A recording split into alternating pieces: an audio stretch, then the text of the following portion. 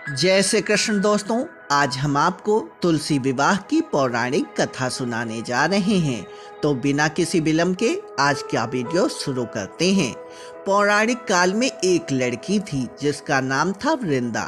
राक्षस कुल में उसका जन्म हुआ था। वृंदा बचपन से ही भगवान विष्णु जी की परम भक्त थी।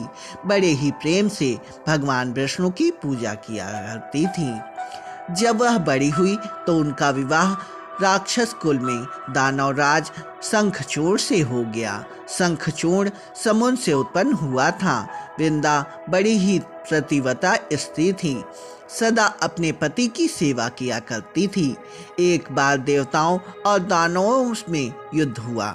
तब शंखचूड़ युद्ध में जाने लगा तो वृंदा ने कहा, स्वामी आप युद्ध में जा रहे हैं, आप जब तक युद्ध में रहेंगे मैं पूजा में बैठकर आपकी जीत के लिए अनुष्ठान करूंगी, और जब तक आप वापस नहीं आ जाते मैं अपना संकल्प नहीं छोड़ूंगी।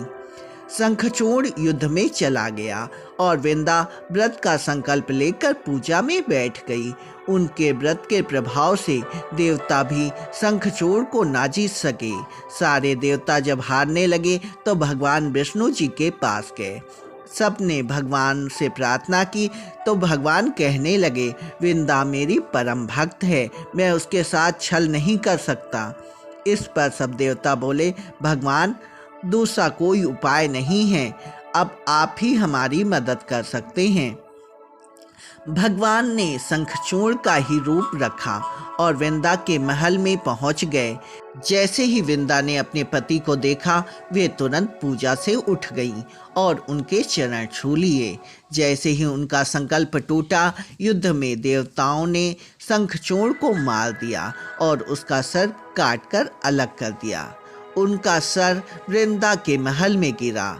जब वृंदा ने देखा मेरे पति का सिर कटा पड़ा है तो फिर ये जो मेरे सामने खड़े हैं ये कौन है? उन्होंने पूछा, आप कौन हैं जिसका स्पर्श मैंने किया है? तब भगवान अपने रूप में आ गए और वे कुछ न बोल सके। वृंदा सारी बात समझ गई। उन्होंने भगवान को श्राप दे दिया, आप पत्थर के हो जाओ। भगवान तुरंत पत्थर के हो गए। सभी देवता हाहाकार करने लगे। लक्ष्मी जी रोने लगी और प्रार्थना करने लगी।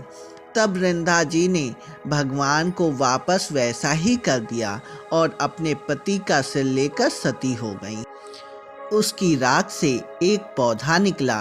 तब भगवान विष्णु जी ने कहा, आज से इनका नाम तुलसी है और मेरा एक रूप तुलसी के पास पत्थर रूप में रहेगा, जिसे शालिग्राम के नाम से तुलसी जी के साथ पूजा जाएगा और मैं बिना तुलसी के प्रसाद स्वीकार नहीं करूँगा।